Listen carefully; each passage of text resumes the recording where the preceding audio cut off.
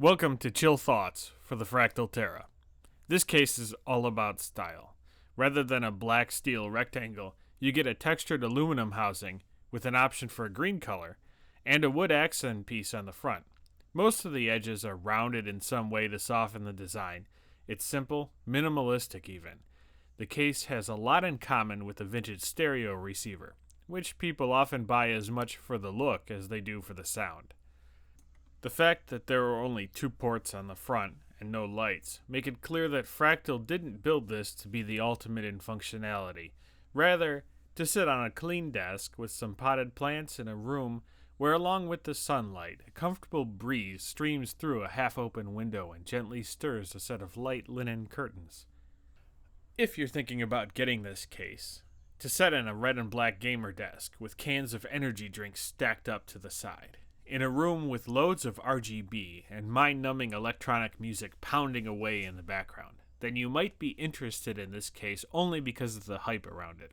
It doesn't fit the gamer aesthetic, and you would be much better served spending less on something else. Building in this case wasn't very difficult, but it was time-consuming. Even with tips from the manual, I had to install, then remove, and then reinstall parts because I needed access to something or wanted to relayer cables. On that note, the manual does give cable routing tips, and they are helpful, but Fractal seems to regard PSU cables as having the rigidity of a shoelace. Even my SF750 cables took some coercing to get routed well enough to satisfy me, and I'm not even that particular on cable routing. The most impressive feature of this case, aside from the styling, is the movable spine. This is the key to maximizing space efficiency in such a small case. Unlike a fixed spine, some of the unused space on one side of the sandwich can be given over to the other side, which expands your options regarding part selection. A pretty ingenious move, really. There are some aspects of this case that disappointed me, though.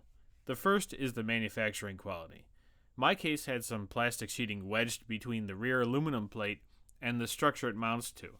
I thought this was causing what I saw as an uneven gap between the side door and the back panel.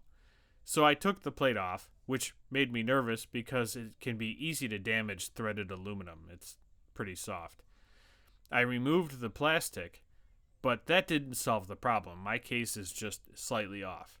It's also disappointing to see that there are screw holes in the bottom for a fan under the motherboard area, but then finding out you can't actually mount a fan there. It's impossible inside the case, and underneath the case there's just no room. They must have scrapped the idea at some point to make the case smaller, but in my testing, it probably would have helped more than the fan in the front of the case. Oh well. On to the comments. This guy says, "How are the temps? That was clean, by the way." Well, thank you. About the temps. This is a hard one to answer. I did some tests with the 7800X3D and 7900XT configuration from part 2 of the chill build, but I don't have reliable climate control or a rigorous testing methodology, and I hate benchmarking. Keep that in mind as you view it. I'm not publishing exact numbers for that reason, just the graphs. I placed 4 temperature sensors around the case. Temperature sensor 1 was just below the fan, 2 was above the fan, 3 was above the CPU area, and 4 was about 27 inches away from the case to get an idea of the ambient temperature. By the way, the ambient temperature for all these tests was roughly 25 to 26 degrees Celsius.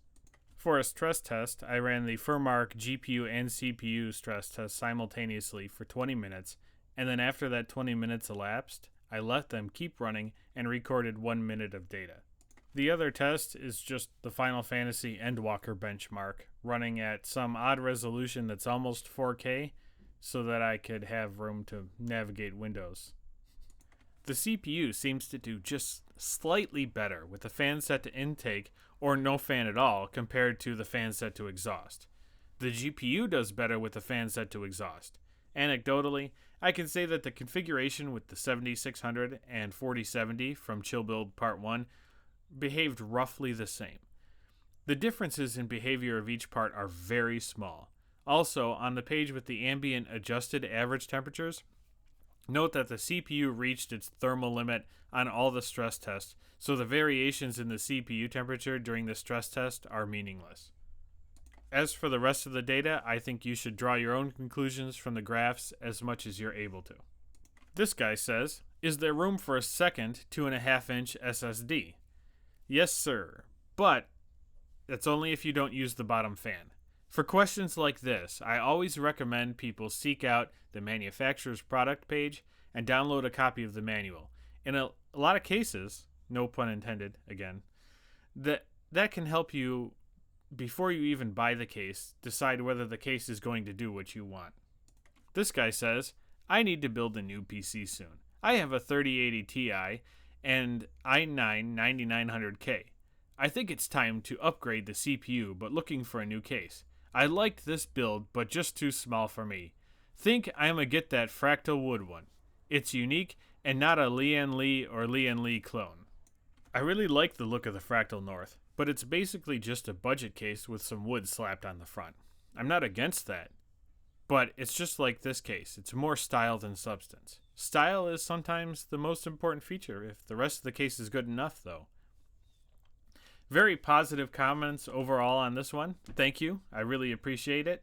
This case, for some reason, was much less polarizing than the Tower 200. Thanks for watching. Have a good day.